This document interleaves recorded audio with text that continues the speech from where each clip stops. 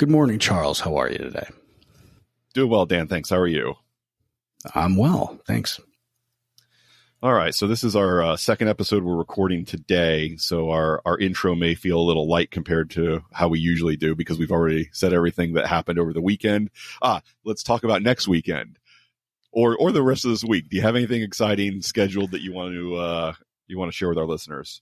Yeah, sure. So actually, something that I'm actually a little excited about was that through our KetoCon conference that we went to, we went to a talk, I guess is the best way to put it, about organ meats, and I've been trying to incorporate more organ meats into my diet, and I've been successful with it from grasslandbeef.com. They've got a great organ mix for ground beef. It's like a 75-25, and there's beef, liver, heart, and kidney mixed into regular ground beef, and it's freaking delicious. It just adds just a little bit of that flavor, which is, I like that organ flavor, a little bit of a gaminess, as long as it's not overwhelming, and it's like the perfect amount. So the other thing that I do is I drain it, and so that it doesn't have quite as much fat in it, and I keep the fat to use for cooking later, and it that takes away some of the strong flavor as well. But okay, I also buy, the desiccated supplements, the desiccated organ supplements, which tend to be very expensive. So I was like, all right, you know what? I should try to find a way to incorporate the actual organs into my diet. It's very popular in Argentina, and I've gone to an Argentinian restaurant, and it's delicious if it's prepared the right way. And I was always intimidated to do that.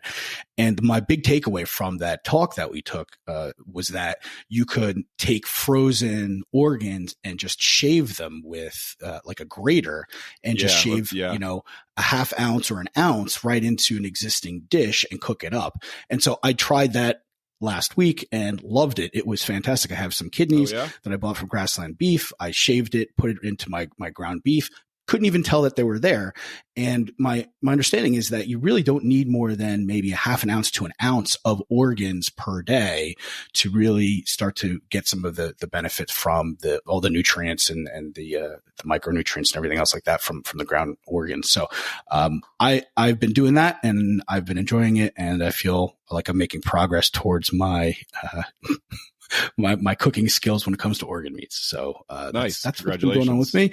And then I'm going out to Las Vegas to see some friends, to see a family actually next week, and going with my dad and going to see my half sister, and I'm pretty excited about that. Haven't been out to her place. She moved from Dark Harbor, Alaska, out to Hendersonville, not too far from Las Vegas, and have yet to visit her, and haven't seen her or my nieces in a few years now. So I'm looking forward to that.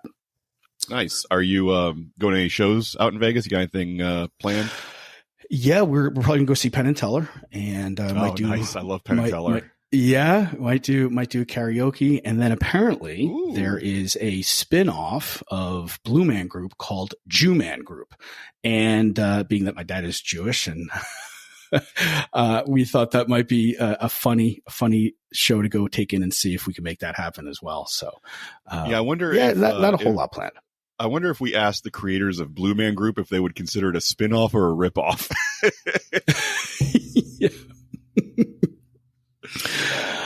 Yeah, I'm excited about that. So how about you? That should be a lot of fun. What's coming up for you this weekend? This weekend I am going to a music festival up in the Panhandle called Mothership. This weekend. Nice. Yeah, nice. It's Brandy Carlisle and friends. And I've never spent any time. The only time I've ever been up in that area was my first job in IT back in the late 90s. We bought the company I worked for is a small air conditioning company in my hometown. We bought a new or used copier off of eBay, and it was up in Panama City Beach. And I borrowed the boss's like F350 diesel or something to drive up there and load it in and drive it back. And that's really the only time I've been to Panama City Beach, and I did not go to the beach. I didn't spend any time at the beach.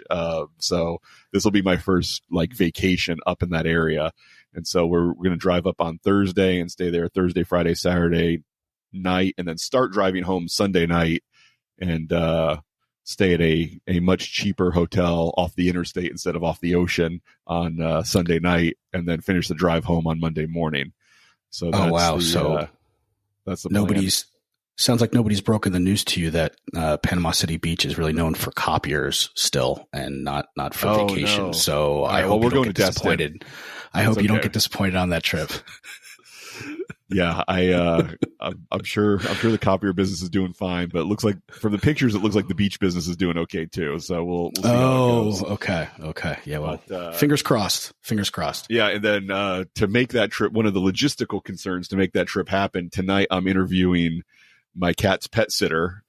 She's coming over tonight, and she's going to meet the cat, and I'm going to make sure that she's not crazy. She's going to make sure that my cat's not crazy, and hopefully everything will go okay with that, because I'd like to use her again next month when I go up to the Pacific Northwest for vacation.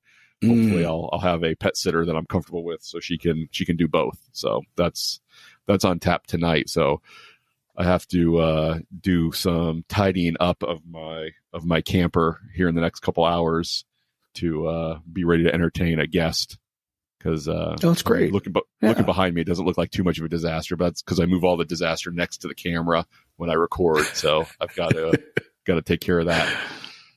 Yeah. So that's what's going on with me in the upcoming week. And I'm gonna come see you on Wednesday night, and we're gonna work on doing some more plotting and scheming regarding the video portion of our podcast that we hope to be able to make available to people perhaps while we film, as well as create a video file that we can upload and share on YouTube when we release our audio episodes weekly as well. So that's going to be fun, trying to figure out how to build a podcast studio in your spare bedroom on what would generously be called a shoestring budget, because I like to do things as cheaply as is possible to do it well, and that's always my standard. What's the cheapest way I can do this well? Whether that's booking accommodations for a vacation or set up a podcast studio, I want to do it as cheaply as it can be done right. And I'm really enjoying all the research that's going into that. And we were just talking. It looks like the version 1 cameras that we're going to start with are on sale on Amazon right now for $52. So I'm hoping that a triple set of those will work out the way that I hope they will work out, and we can make them look good. Yeah. I think I'm excited for this. So we'll see how. I'm definitely excited. I can't wait to see what we can get done for as little money as we can. And then I'm also going to be either today or Wednesday, I'm going to be diving back into Podcast Business School. Our friend Adam, who we've hired for coaching, I've got to go through some more of his material and make sure that we're doing all the things that we're supposed to be doing as far as that goes. And I think this week is it tomorrow night that he's got a small group session that we might both be doing. Does that ring a bell? So I have it scheduled for me for tomorrow afternoon. Okay. So yeah, the one that I signed up for was at 12. I don't know if you.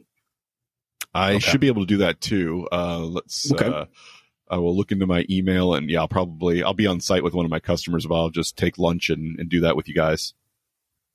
Great. All right, cool. So let's dive into the next chapter of our book, and we are covering online dating. Yeah. So let's see. What's your experience with online dating? When do you remember when you first created a profile, and which app it was and what the experience was like? So I don't even remember the name of the app. It was basically turned into Match.com. Oh, interesting. Okay. Yeah.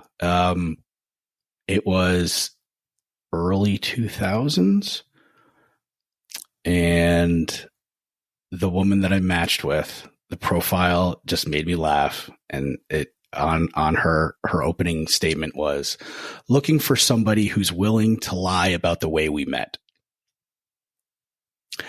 Wow, And online dating, early 2000s. That's a very unique thing to say. If you see that now, it's absolutely a cliche. Yeah. Yep. Absolutely. And back then it was new. She might have created it. She may have. I mean, she was a brilliant. She was in marketing. And I was just like, this is hysterical. And I was like, yeah, I'm willing to lie. So let's. We connected, and we dated for a while. It was very great. It was a great relationship, and in the end, just wasn't a fit for us to make the ultimate commitment. So, sure. But I had, that was great. And so I had a great experience with that. And then, I'll be honest with you, I haven't had too many bad experiences with online dating. I've had a couple where, I'd show up to somewhere, we said we'd meet somewhere and they didn't show up. And I, basically, and asked them what's going on. And then they got angry at me. But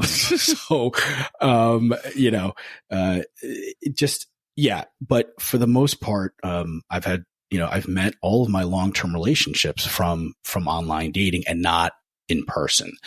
And my theory, going through that was I was able to tell more about the person than just, from their looks. I could see obviously the way they looked, but also get an idea of who they were. Did they spell everything correctly in their online profile? Do they show that they care enough about themselves to use proper grammar? Those are all like little filters that ended up working in my benefit.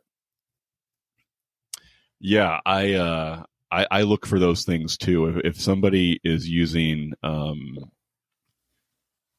just abbreviations that aren't really abbreviations and just communication that feels lazy to me, that was always a bit of a turnoff to me as well, to the point where I wouldn't match with somebody. The ability to communicate ideas is something that I take very seriously, and it's very important to me. And so if somebody uses the few, 50 or 100 words of their dating profile to not put any effort into communicating who they are, what they're looking for, it's like, okay, you're not my kind of person. So we'll just move on to the next one.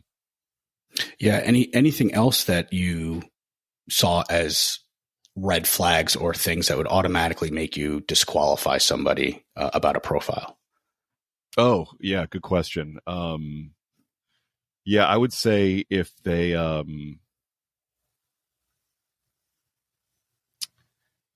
if all of their pictures were selfies, that was something that concerned me. It's like, I think these are the ones I'm going to mention here are probably true for what guys should have in their profile too. But yeah, if all your pictures are selfies, that's especially, we've talked about before why guys have a lot of selfies. Sometimes, guys feel self-conscious about asking their friends to take their picture. It was in For the Love of Men by Liz Plank. When we read that, we talked about the fact that so many guys are posing in pictures with dead fish or dead deer because they feel like asking. That's one of the few times it's okay to ask your friend to take your picture without you feeling self-conscious or getting mocked. A lot of guys can't just say to their friend, "Hey, I think I look good tonight. Will you take my picture so that I can use it online?" Because they'll get made fun of or they'll get teased or whatever. That's just, in some guys' circles, that's not acceptable. Where, fortunately in mine, I would say it's encouraged. So, true. And that's not an accident. I didn't just luck out. That's because of the kind of people that I like to hang out with. But, if it's all selfies, sometimes if it's a selfie, there's somewhere I saw, girls had posted selfies of them in a car, like in the driver's seat, and you could see like their kid in the car seat in the back seat behind them. And it's like, that doesn't feel like a I don't know. It doesn't feel like you put much effort into, let me just snap a selfie of me in the car with my kid in the back seat. You know, I don't have a problem if they have a kid or Right. even if the kids are in the picture, but Yeah. just, you know, that kind of casual, here's me in my car and here's my kid. I was like, that doesn't, like, I want people to, I mean, I put a lot of work into the pictures I chose for my profile, and I want to see the same thing mirrored in the person that I'm interested in. Yeah. It's a lazy way of also communicating I've got a child, I think, as well, right? Yeah, There's I would say better pictures of say you so and your too. child than just carting them around in the car. Yeah. I would agree with that as well. Yes. Yeah. And then, some of the, I mean, look, if the text of a profile included cliches, then that would also tell me that, okay, this is a person that may not be, you know, their sense of humor or the way they try to go ahead. Yeah. So that's funny that you mentioned that, because I've noticed too that sometimes when you're filling out your profile, the dating apps have suggestions of answers you should be providing to some of the prompts that they have. And when I see those pop up, like, dating me is, what is it on Hinge? It's like, thinking you're biting into a cookie and then you realize it's an edible. And then, and somebody actually uses that on their, like, so many people I've seen use that, and it's just like, okay, no creativity. And I'm just, nope. Yeah. If you, if a woman references how much she loves tacos and tequila, if she references how much she likes being on or near the water, I mean, it's like, ladies, I wish you could all see each other's profiles and understand how many of you are saying the exact same thing. And I bet you the same thing happens with men. I bet you the same thing. There's a lot of similar, right? I never look at guys' profiles unless, I mean, there was one gal. Well, there's that time in college. There's one gal that I saw for a while her and I dated, if you could call it that, on a very, very casual basis. So casual that we would lay in bed together and look at other dating profiles and show them to each other. And the guys were, I mean, that's fun. I mean, it was. That might be a new version of Netflix and chill. I like it. Yeah, it was shocking to me how easy guys can distinguish themselves with a good profile, because just as she was swiping through, it was just disaster after disaster after disaster. Like, guys that just looked, I mean, there were some guys who just, not only were they not smiling in their pictures, but it's like they were trying to look as unsettling as possible with their facial expressions, just like staring, like just that 1,000-yard stare into the camera, nothing resembling a smile. It's like, dude, I'm looking at your picture and I feel like talking to you would ruin my whole day. And it's just, I mean, maybe they read Atomic Attraction and took it a little too seriously about the don't smiling part. And it's just, guys, there's a lot of things you can do right and a lot of things you can do wrong. And putting effort into having good I mean, part of the challenge, I think, is like we said before, is getting pictures of you doing something interesting or having fun. And to do that, you have to stop and ask a friend or a stranger or someone you're with to say, hey, I'm doing something fun. I'm having a good time. Take my picture. Because if you don't do that, then you're not going to have a picture of that, and you're going to just be stuck with selfies in your bathroom, and it's going to look weird and creepy. And I'm going to share something. When I was younger, I didn't like pictures being taken of me. I was very self-conscious of the way I looked. I kind of got teased for having squinty eyes growing up and like some chubby cheeks. I mean, kids are teased for much worse, right? I mean, but at that time, that was for me. It was enough to go, okay, I'm sure I'm unattractive. I'm different, and so, I would do everything in my power to not be put in pictures with friends and family. And looking back on, I kind of regret it, because there's a lot of things that I did that were very interesting, a lot of fun, that I wish I remembered. So a lot of times, you know, you don't think of it having the picture there.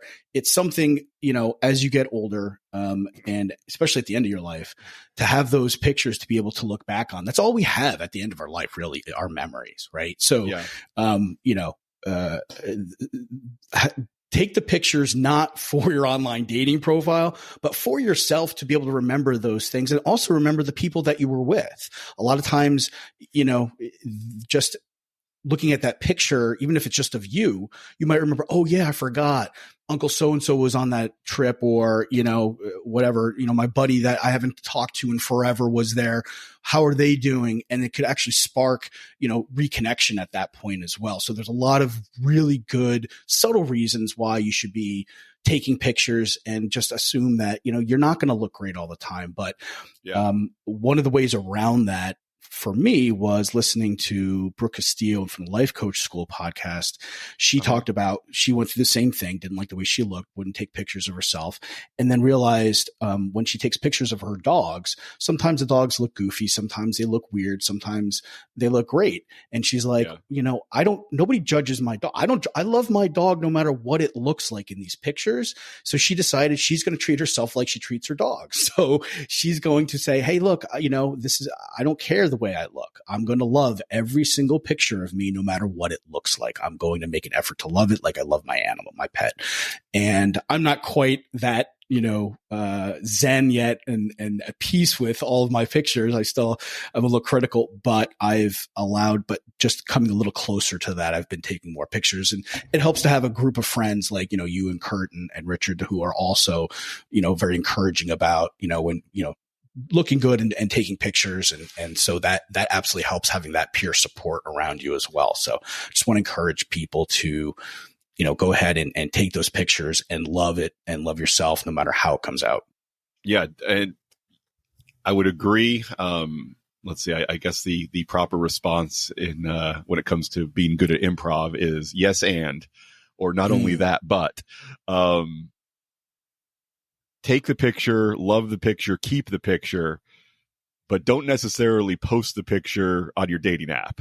You know, Great point. Yes. When it comes to that, you do need to be, it's better to not even use the maximum number of pictures you can post.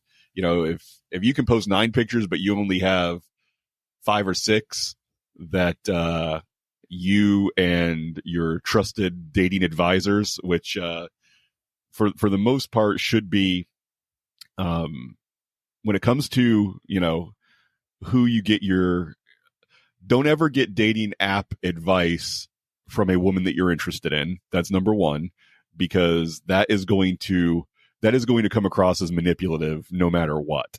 Like you're showing this to her to either make her jealous or show her how good your profile is or something like that. So, I'm fine with you getting advice from women on your dating app profile, but not a woman that you're interested in.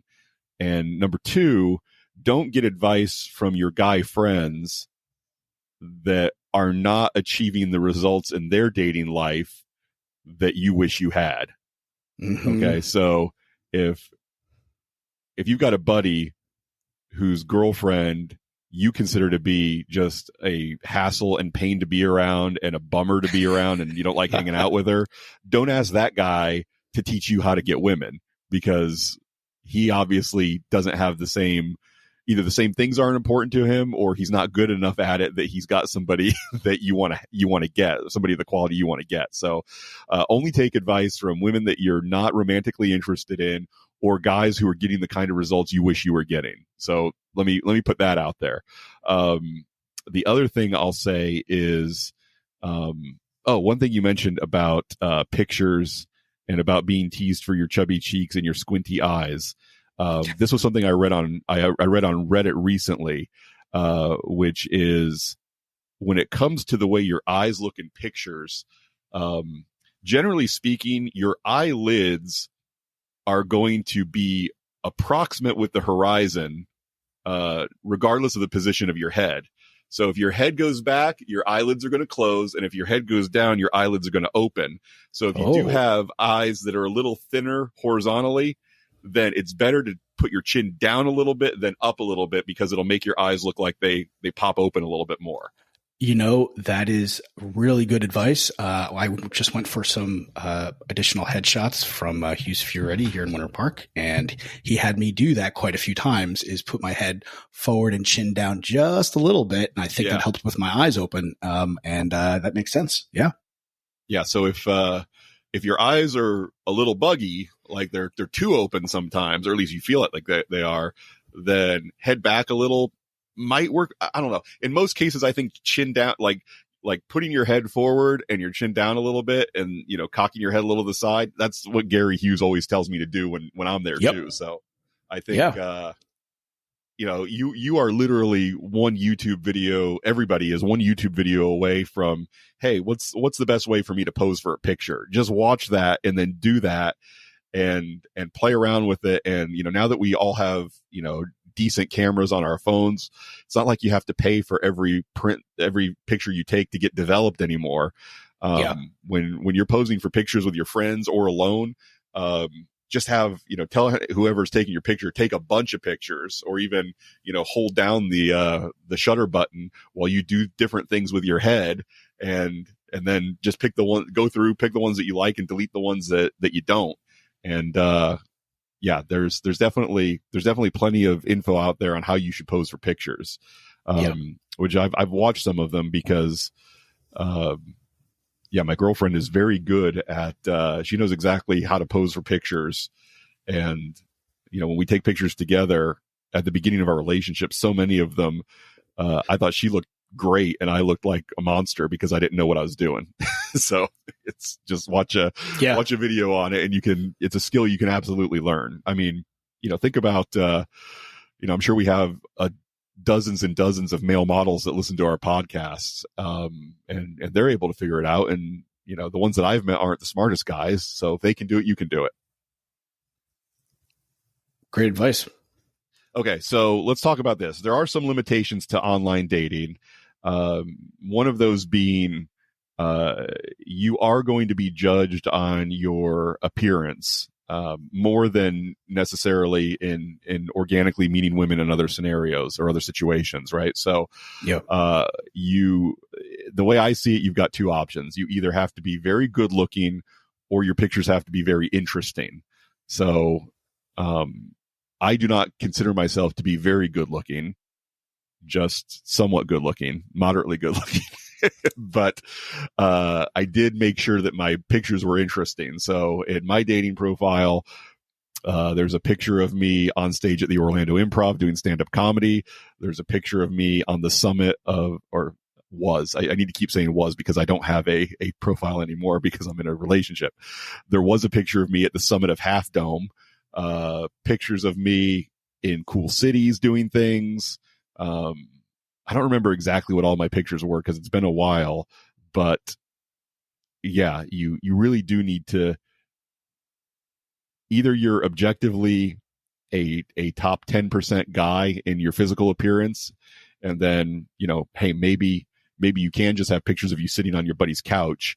But still, you're still going to be, however good looking you are going to be in competition with other guys who are about the same level of good looking as you. And so there's really no scenario where you don't want to have interesting pictures, or you doing interesting things in interesting places. Right. So, I would say that that's paramount. And the fact is, even if you're not, a matinee idol, drop dead, gorgeous, good looking guy, if you're doing really interesting things in interesting places, that can give you an advantage over the other guys that are about the same level of attractive that you are, physically attractive. Yeah, for sure. And what's interesting is I do have an active online dating profile now, and you'd be happy to know that the picture that gets the most likes is the one that you took of me while we were eating pizza before we went to go see the Dua Lipa. The Dua Lipa show. Yes. And I don't know if it's because I looked good in my sport jacket or because I'm holding two pieces of delicious New York style pizza in my hands. So, but it's, in terms of the likes I get, it is basically split between that picture and then one of the questions that I answered on Hinge, which was, what would you like to, pick one of these activities that you'd like to do the most. And so, and I just laid out nothing crazy, but what my philosophy when I filled out that question was, what kind of interactions would I like to have with somebody that I'm dating? And that has gotten about, just as many likes as that picture. And I feel like if you come from the approach when you're filling out your dating profile in terms of setting the intention and the mood and the activities and help the other person visualize what kind of things you're going to be doing with that person, I think that goes a long way. And it at least in my limited N=1 experiment, that seems to have gotten the most responses. And it's nothing crazy. It's not like, oh, we're going shopping and I'm going to buy you a Lamborghini. It's like, sure. We're going to go brunch and beach, or we're going to go, we're going to go to the gym and then go to brunch, or, maybe we'll, plan a weekend trip somewhere. Nothing nuts, but I've gotten, or listening to some live music somewhere, right? Real basic stuff. But these are things also that I know I enjoy, and I enjoy with other people. I have a good interaction. It's not going to the movies. It's not, Netflix and chill at my house, right? It's not, exactly. Oh, we're going to go to a romantic dinner. So I just wanted to share. Which, and all those things, I mean, I love going to movies. I love romantic dinners. I love just, going to my girlfriend's place and hanging out and watching some TV. But those are activities that you do with people you already know and like. 100%. Those are not the kind of activities, because those are the kind of activities that if you find yourself with somebody that you're not really into and you're not really enjoying their company, those things go from being fun to being miserable, like immediately. Yeah. Where laying out on a towel by the beach, or listening to some live music by a local band that you like, I mean, you can kind of, if you need to, almost tune out the person that you're with and have a good time anyway. Yeah, you definitely get that enjoyment from the activity in and of itself. So it really doesn't matter. It's the person that you're with. It doesn't really matter quite that much. You can still have a good time, like you just said. And it just gets that much better if you are able to connect with that person. And it provides in an arena where, as long as the music's not too loud, you can connect with them and kind of take that as far as you need to, or you can kind of back off and go, okay, we're just going to listen to music at this point. Right. And so I feel it kind of takes some of the pressure off. So some of those things are great for first dates. Yeah. And, you mentioned Hinge. For most of my online dating, I didn't use Hinge. Cause it's probably one of the newer ones of the apps that were out there. And, but I did really like the fact that, those prompts that they have are good, and you can learn a bit about somebody from those prompts, where, some of the other apps, it's really just write your bio, and then your bio is what your bio is. And so Hinge was good for that. And I had success on Hinge because I'm a decent writer. I mean, podcast episode notes notwithstanding, I'm a decent writer, and I can put some stuff out there that I think is interesting or funny or whatever. And I think that and that helps your case, because again, I'm not good looking enough that I can just put a shirtless selfie out on a dating app and expect to get the kind of results that I want. And the other thing is, I don't know that I'm necessarily that attracted to women who are just looking for the best looking shirtless guy. The people that I've met and made connections and friendships and dated from dating apps, we seem to have been drawn to each other based on our mutual communication skills. And I've never dated any woman for any length of time who wasn't very good at communicating by text or voice or whatever. Like the one thing that every girl I've dated has in common is they were good communicators. And and I heard an expression, what you attract them with is what you're going to have to keep them with. So if it's purely physical, then, God forbid you put on a couple of pounds, you get sick, whatever that is, the basis of a relationship is purely physical at that point. Right. So, which is not really a good recipe for anything long-term and stable. Yeah. We've talked about that during our time going through this book multiple times where, if you win her with your money, if you win her with your looks, if you win her with your fill in the blank, then you've always got to be worried that there's going to be another guy who has a little bit more of whatever that thing is. He comes along and then, she may not be as interested in you.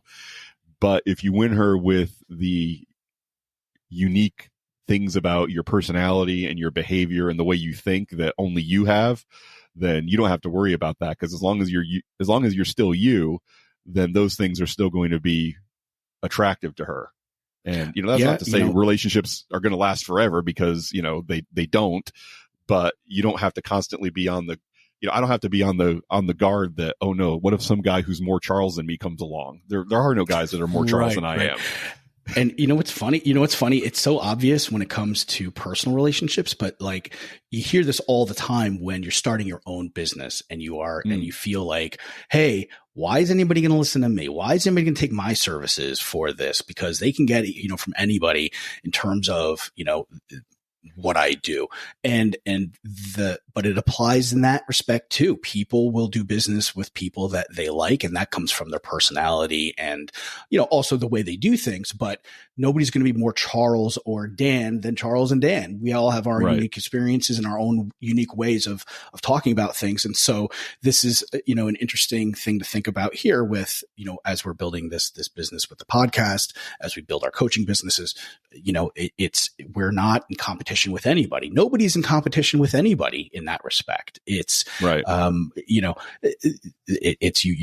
We're unique people, and the same thing comes into the fact comes into play with dating as well.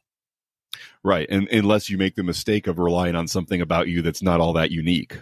Like, right. How tall you are, how much money you have, how good looking you are, how muscular you are. I mean, if that's all you rely on to win people over, then, you do, rightly so. You need to always be worried that somebody who's more of that thing than you is going to come along. But if it's, 100%. If you're as authentic as possible, you never have to worry about somebody coming along who's more authentically you than you. Yeah. Okay. So here's, one of the things he mentions is, there is a little bit of a disadvantage for men in online dating. We're going to talk about what that is and a way or two that I find, you can sort of get around that. So the effort that it takes to match with somebody on a dating app, and, I'm thinking of particularly, well, just about all of them are swipe left, swipe right, right? Except for maybe Match or eHarmony or something like that. It takes very little effort to do that. It takes very little confidence or boldness for a man to swipe on a woman. And so when you do match with somebody, you've put very little effort in so far. It doesn't take any, there's no vulnerability there, that you swiped right on somebody and they swiped right on you, and then you're a match and you're going to reach out to them. So because of that, you are kind of fighting with one hand tied behind your back, because as we've talked about, the thing that makes most men attractive to most women is confidence. And so if in your matching or introduction to a woman, you have not, the most attractive way to meet a woman is to practice what we call cold approach, where you see her, you walk up to her and you express your romantic interest in her in a way that is direct and a way that is socially comfortable. You're doing it in a way that makes her feel safe, comfortable, and also attractive. And figuring out a way to do that, which is not a way that I approach or have approached women, but it is, strictly speaking, as far as generating attraction, it is the best way to approach women, to introduce yourself to her in that cold way. And so when you meet somebody online, you're already not meeting her in a way that has demonstrated your confidence or your ability to do something that a lot of men are scared to do. Mm-hmm. Yeah. Okay. So your level of attractiveness to that woman is not going to be as high as if you just, start a conversation with her at a coffee shop or at a store or at a restaurant or whatever. And so that is something that is working against you. So what can you do about that? Here's one way that I dealt with that. And I didn't know that I was doing that when I did it back when I was single and I was online dating. But what I found was, if a girl within her profile shared her Instagram or her Snapchat, then if I was fairly interested in her, I would go send her a message on one of those apps.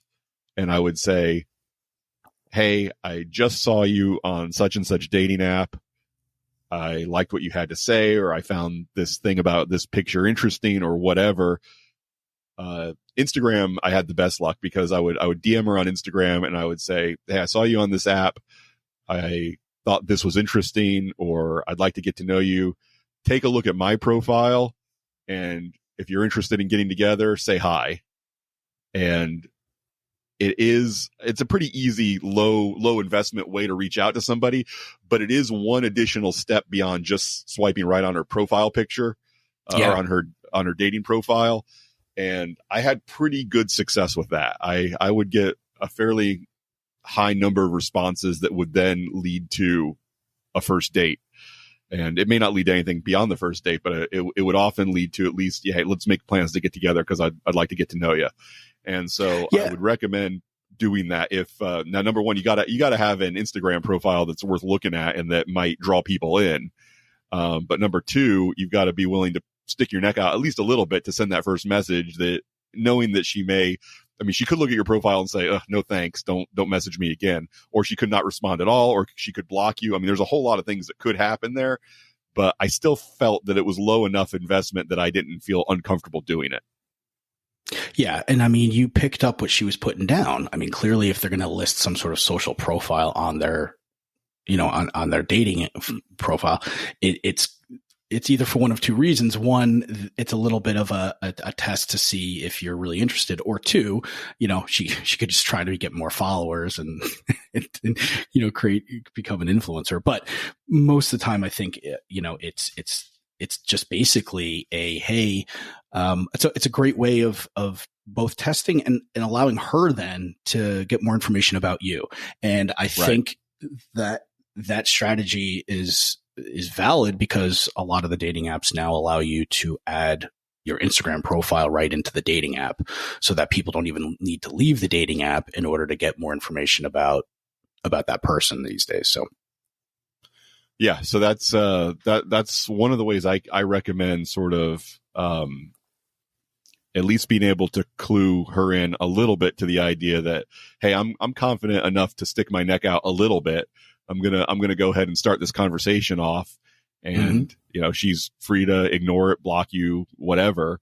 But she's also free to notice, oh, okay, so this guy's interested, and he was willing to send me a message that said he was interested. So I would recommend doing that, again, in circumstances where you can, because not everybody is going to list their Instagram profile name or whatever. So that's something I would say keep in mind. Let's see, what else did I have to say about there was one other thought I had about online dating that I did want to share. I do think that, Hinge, Bumble are certainly better than Tinder, at least used to be, for meeting people in a way that you could know a little bit more about what you were getting into before you suggested that first date. Tinder is what it is. I've met people and had, friendships with them, dating relationships, casual dating. But for the most part, I would say people are going to be a little bit more serious on your Bumbles and your Hinges than they are going to be on Tinder. Yeah. What's your feeling on textationships? Well, first, I don't know what it means. And second, I'll tell you yeah, after what it means. Yeah, I heard. So yeah, I've seen that in a couple of profiles where the ladies are like, I'm not interested in a textationship, meaning they don't want a relationship over text or, just chatting on the social forever on the online dating profile. So textationship, yes. right? Yeah. Yeah. Yeah. I'm glad you asked. My advice to guys is if you're not asking for, if you don't move the conversation to logistics for a first date within the first 5 messages you send, then you're wasting your time. Mm-hmm. And so I would say, and occasionally I would get pushback on that from women of, like, wait, I want to get to know you first a little bit before we meet in person. And then essentially what I said in a nice way was, okay, well, I've gotten to know enough about you through that statement that you're not the kind of person that I'm looking to meet. The way I see it, meeting for a happy hour drink or meeting for a cup of coffee in a public place is a very low risk, low investment activity. Because, when I was drinking, there was a good chance that I was going to be going out and having a drink around happy hour once a week anyway. So, doing that while I'm meeting somebody new from a dating app wasn't stretching my schedule or stretching my effort. I was probably going to meet somebody for happy hour drinks once a week anyway. So I didn't see that as an encumbrance or a hardship. I was going to do that week anyway. So, or, certainly sitting in a coffee shop and having a cup of coffee while I'm playing on my phone and listening to the background noise in the coffee shop or doing some work, I was going to do that anyway. So if I just add the component of meeting some girl that I met on a dating app, then again, there's no hardship. That's something that is making something that I find fun a little bit more fun. So, the idea is, if you're asking for a casual date in a public place very early in the conversation and you're saying, here's the time, here's the day, here's the place, I'd like you to join me. What do you say? And they're like, whoa, slow down. Then they're not that interested in you. At least that's the way that I see it. And what I put in my pictures and what I put in my profile, that's enough for, in my opinion, and my opinion is really the only one that matters, that's enough for you to decide whether I'm worth sitting across a table for an hour and having a conversation with. If what I put in my profile and my pictures isn't enough to convince you, then we're probably not going to be a good match. I totally agree with that. I also move fairly quickly to just say, okay, look, let's, I've seen, and the profiles now are so, I don't want to say refined, but they've been tuned in to really let you get at least a basic idea of people. If your picker is well tuned in terms of you are choosing, people that, you've seen enough pictures that you believe that that's what they actually look like. They've filled things out the way you think somebody that you're into would do that. At that point, it's almost a waste of time to try to have a conversation on the phone or a video chat or whatever, because you're then diluting the potential of a connection. And I really believe that humans need to be with each other in the same room, especially when we're looking at, for business, it's one thing to do a Zoom call when you're not looking to make any kind of deep connection with people, but we are completely eliminating our humanness, our physical and mental capabilities of leveraging our intuition when we don't meet with people face to face and in person. Yeah. So I'm the same way. I push fairly quickly and really just use the phone as a tool for coordinating a meetup, scheduling things, date and time, whatever. And I'm not interested in texting all night. I mean, I'll be honest with you, even when I'm dating, when I'm in a relationship with somebody, I don't enjoy texting all day or, over a couple of things here and there, but I'd much rather either talk to them in person or on the phone. A conversation is great too. But again, texting for just, building a relationship and banter and everything else like that. Then I feel like you're actually establishing a connection with the other person and literally the phone and their phone. and it's not really tied to you at that point in a human way. And, Canwell even talks about in this chapter how a lot of times, guys will have these full-on relationships, or men and women would have these full-on relationships online or, over text and stuff. And then they end up deciding that they're not going to ever meet, and that it's just that they're going to go and see other people. And it's because that connection there isn't, it's not there in person. Or when they do meet in person, they're completely different people, because the way they behave online is a relationship between you and your computer or your phone. It is not a relationship necessarily, and what's in the physical things that are being displayed there. It is not a relationship with that other person in and of itself. And the way you handle yourself in person is much different than the way you handle yourself with an inanimate object that is not threatening, and there is no emotions or movement or anything else that's coming from them. And so a lot of times people are completely different in person versus online. Yeah. And, the thing to remember too is that there's a lot of people on dating apps that have no interest in actually going on a date with somebody. They're on there to either window shop because it's fun, or they, would like to get a little bit of an ego boost from the amount of people that are swiping right on them. And, you don't know whether or not you're talking to one of those people until you're sitting in front of them at a coffee shop or in a bar having that first date. So that's the other reason that I recommend not putting a lot of time, not investing a ton of time into somebody through, texting or messaging in the app until you meet them in person. And then, once you're in a relationship with somebody, then you can decide how much of a part of that relationship you want the texting or whatever to be. But, when it comes to the very beginning of it, yeah, you should really push things to be in person as much as possible so that you can get the full experience of a person and decide if this is somebody that you want to continue seeing or not continue seeing. Because the way you come across in text, one thing I will say, and I would say this is probably an issue for the, I've had this a couple times, but I think the best looking among us probably, are challenged with this the most. Sometimes if a girl wants to have a FaceTime or video chat with you, part of that could just be to see if you're actually the person from the pictures. Mm-hmm. And so I am not opposed to a brief video chat just to, hey, yes, I am the person from the pictures. No, I don't live in a refrigerator box under the overpass.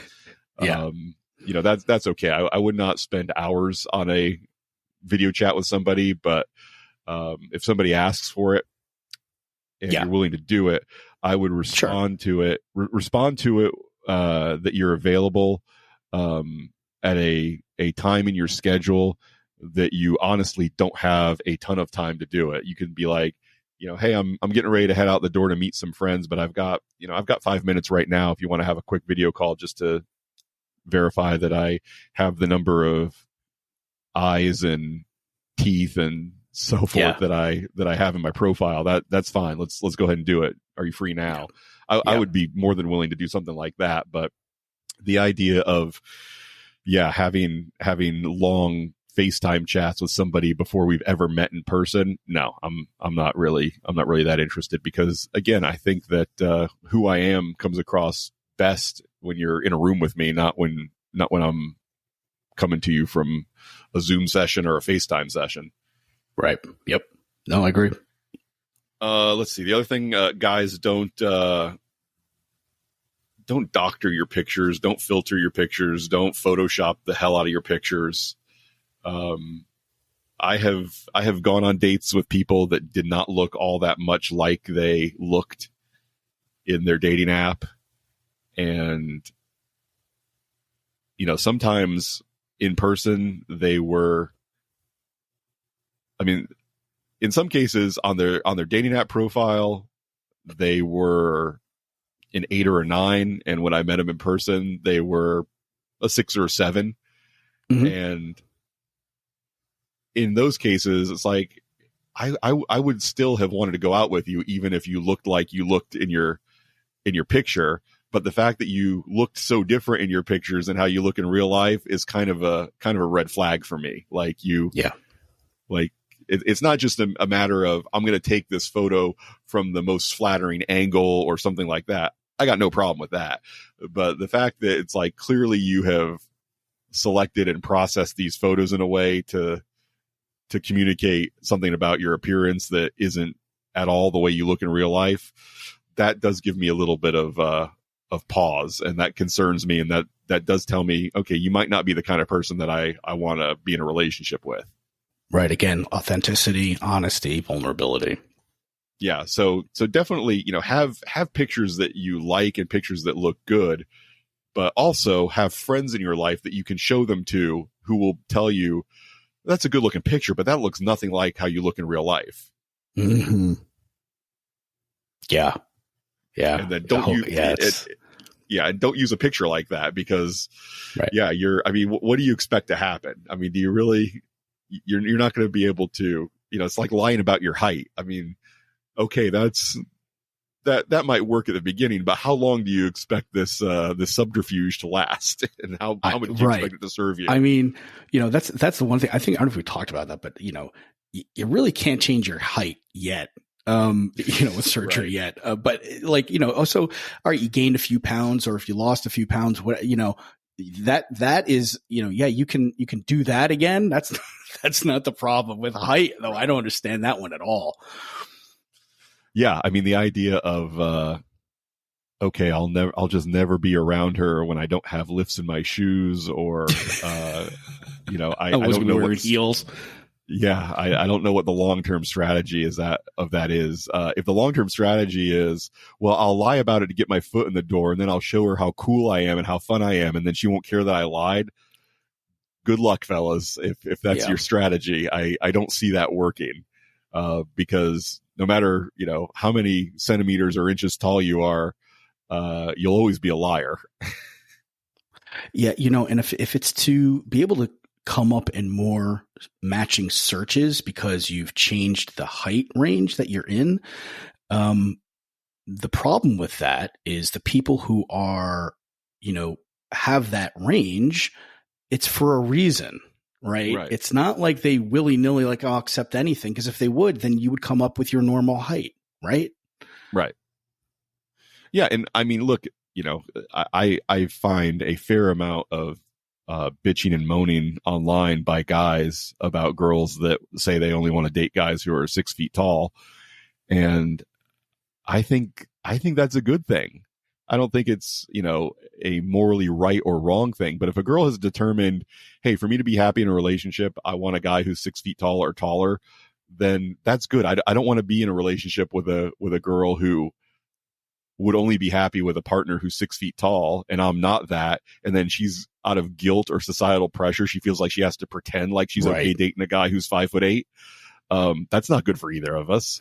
And so whenever somebody has a preference that they have worked out and decided on and have been willing to put out there to say, this is something I require, that's a good thing for the whole dating pool. That's better. I want people who, if a girl only wants to date guys that are taller than 6 feet, or only wants to date blondes, or only wants to date guys that don't have facial hair, then me knowing that early on and not even being on her radar is a good thing for both of us. And it'd be different if there were no other women out there. Right. Exactly. Not all of them want them at 6 or demand that they're at 6 feet. Maybe a lot of them prefer them to be that way, but certainly not all of them demand it. And definitely not all of them prefer it either, So yeah, when people are complaining about this, everybody's like this, or I'm not getting anything because of that, it's an excuse. I feel like it's an excuse 100%. To make yourself feel better. It's an excuse to kind of be able to throw your hands up and give up, and to not, but I think for 99% of the people out there, you can find somebody who's going to be attracted to you and love you. Yeah, it's definitely, yeah. I do find that, when guys are belly aching on Reddit about their bad luck in the dating game, they often want to credit their bad luck to something about them that they can't change. Mhm. Like, oh, I can't meet women because I'm too short. I can't meet women because I'm too bald. I can't meet women. It's never, I can't meet women because I have a boring life. I'm not exciting to be around and I'm not much of a conversationalist. Nobody ever, jumps on Reddit to complain that that's why they're having bad luck. Like, it's never, I choose to be this way and women don't like that. And so I'm having bad luck because I won't choose to be the other way. No, It's always, it's yeah. not my fault. It's beyond my control, blah, blah, blah. No, yeah. I mean, and it's a simple fix. All you have to do is throw the word yet in there. I have yet to meet a woman who likes bald men. I have yet to meet a woman who likes men who are under 5'6", whatever that is, But to me, just throwing the little word of yet in there, I mean, okay, you realize you're not totally giving up and thinking like there's something inherently flawed that you stand no chance of ever finding somebody. Yeah, and like we've identified in this book multiple times, I mean, women are interested, for the most part, when it comes to heterosexual women who are looking for men to date, they want men who are strong and masculine. And there are numerous ways to demonstrate strength and masculinity, and some of them are easy. If you're super tall, then you get a little bit of credit for being strong and masculine without having to do anything else. If you're not tall, then you have to figure out other ways to communicate strength and masculinity besides how many inches from the ground your nose is. And there are certainly ways to do that. And, certainly hitting the gym is one of them. I mean, if I see a tall, lanky guy who looks like he couldn't probably do a push-up, or I see a short guy who looks like I was thinking about this guy the other day. Remember the short guy from Pumping Iron, where he was this guy who basically when he flexed his lats, it looked like he was a bat. Basically, and I think he was only like 5'5" or 5'6". I forget what his name was, but the lat muscles on this guy were just ridiculous. It looked like he had a set of wings. Yeah. And if things got dicey in downtown Orlando, I would much rather have that guy next to me than the guy who's 6'4" and looks like a string bean. Yep. Yeah. And I mean, the good thing is too, is that women also are not that visually focused when it comes to attraction. They, not as much as men are.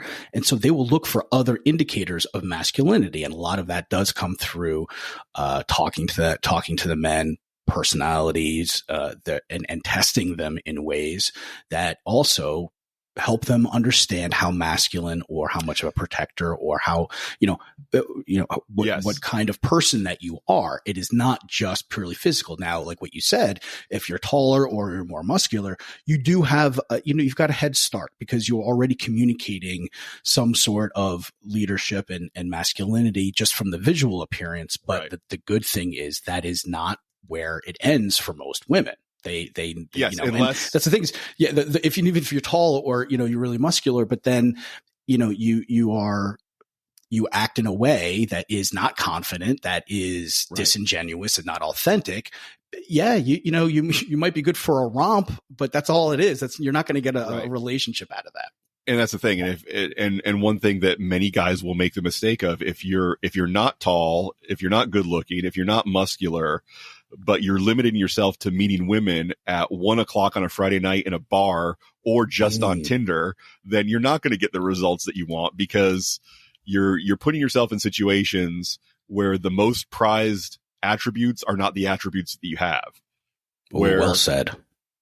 So figure out what your strengths are, and then figure out where women who are more likely to appreciate those strengths are going to be. And again, if the best looking guy in the bar at 1:30 on a Saturday night is probably going to have an advantage over the most witty communicator in the bar on Saturday night at 1:30.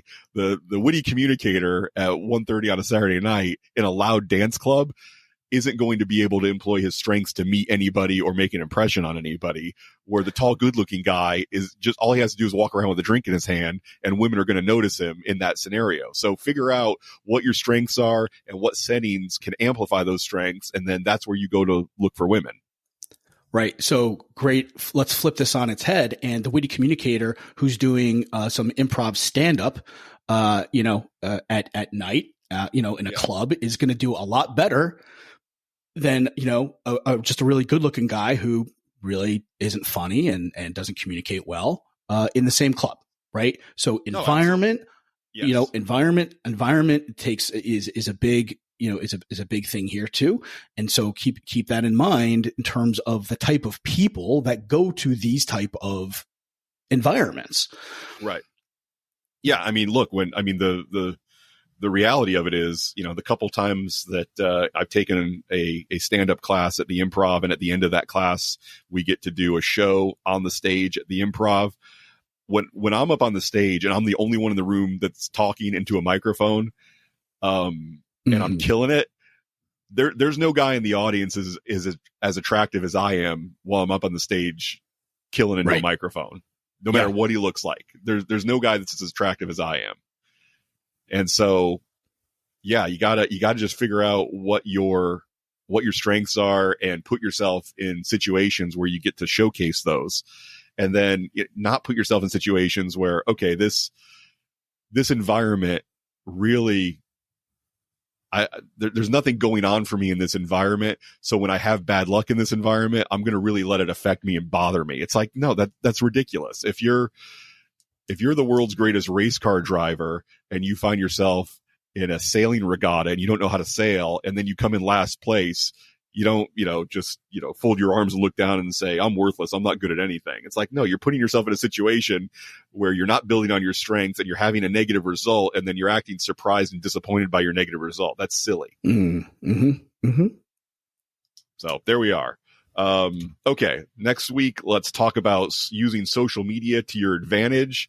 And holy cow, I am going to have a lot to speak on this, because I wouldn't say friends, but I have acquaintances and friends in the terms of social media friends on Facebook, people I follow on Instagram, that it looks like someone is paying them to be as unattractive as they possibly can on their social media. I mean, based on the kinds of things they post and the frequency that they post with, it's almost like someone said, hey, let's see how you can make yourself as unattractive to women as possible using your social media. And they said, okay, here we go. Yeah. And I will talk about what some of those, if you want to call them strategies, look like. Some of those shouldn'ts and some of those don'ts, what they look like in next week's episode. Looking forward to that. All right. I will speak to you later, Dan. Have a good week. All right. You too. Have a good one. Bye. Bye-bye.